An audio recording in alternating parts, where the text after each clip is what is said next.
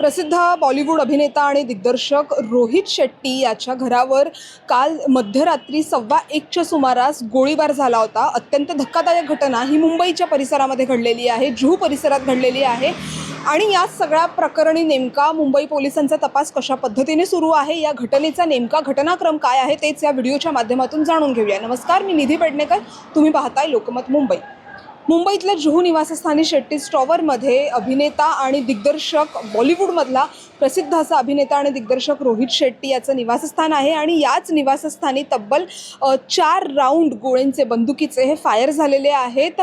एक अज्ञात तरुण आलेला होता, एक अज्ञातानं बाईकवरून तो आलेला होता आणि त्यानेच हे जे 4 राऊंड आहेत ते फायर केलेले होते त्याच्या घराजवळ। त्यामुळे एकूणच या परिसरात या घटनेनंतर खळबळ मोठ्या प्रमाणावरती उडालेली होती आणि या घटनास्थळी स्थानिक जे पोलीस आहेत ते सुद्धा पोहोचलेले होते। तात्काळ ही जी बातमी आहे ही पोलिसांना मिळता स्थानिक पोलीस सुद्धा तिथं लगेचच पोहोचलेले होते। फॉरेन्सिक टीम सुद्धा या ठिकाणी दाखल झालेली होती आणि एकूणच जो तपास आहे तो आता सुरू आहे। नेमकं या तपासात काय मिळतं आहे हे सुद्धा पाहणं तितकंच महत्त्वाचं असणार आहे। मात्र जर आपण बघितलं तर याच्या आधी गोळीबाराच्या घटना मुंबईमध्ये होण्याची ही काही पहिलीच वेळ नाही आहे। मात्र पुन्हा एकदा अशी ही परिस्थिती मुंबईमध्ये ओढवलेली असताना एकूणच सुरक्षिततेवरती प्रश्नचिन्ह निर्माण झालेला आहे। याच्या आधी जर आपण बघितलं तर बॉलिवूडमधला प्रसिद्ध अभिनेता सलमान खान याच्याही घराबाहेर गोळीबार झाल्याच्या घटना याच्या आधी घडलेली आहे। त्याचसोबत सैफ अली खान अभिनेता आहे त्याच्यावरती सुद्धा हल्ला झालेला होता। या 2 अत्यंत मोठ्या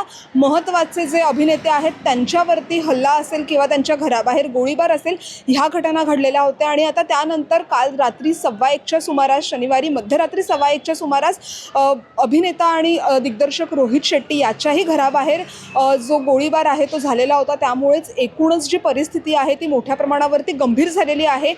या पोलिसांकडनं मोठ्या प्रमाणावरती याचा तपास करण्यात येतो आहे।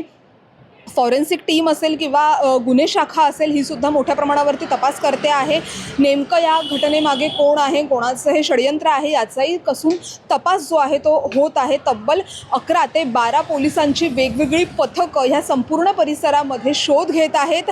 गोळीबार झाल्यानंतर त्या संदर्भातले काही पुरावे सापडत आहेत का संपूर्ण परिसरामध्ये ते सुद्धा पाहणं महत्त्वाचं असणार आहे। पोलिसांचा जो तपास आहे तो मोठ्या प्रमाणावरती त्या दृष्टीनं देखील होताना आपल्याला पाहायला मिळत आहे। जुहूमध्ये जर आपण बघितलं तर बॉलिवूड सिने सृष्टीतली जी महत्त्वाची मंडळी आहेत ती मोठ्या प्रमाणावरती या जुहू परिसरामध्ये राहतात। त्यामुळे कुठेतरी ह्या मुंबईतल्या भागाला एक अत्यंत मोठं महत्त्वसुद्धा प्राप्त झालेलं आहे। कारण अनेक जे बिझनेसमॅन असतील किंवा जे उच्चभ्रू वस्ती आपण म्हणू शकतो हा जुहू भागामध्ये मोठ्या प्रमाणावरती असते। त्यामुळे अशा भागात जर का अशा पद्धतीचे गुन्हे घडत असतील किंवा अशा पद्धतीच्या घटना घडत असतील तर ती बाब कुठेतरी चिंताजनक आणि अत्यंत गंभीर आहे।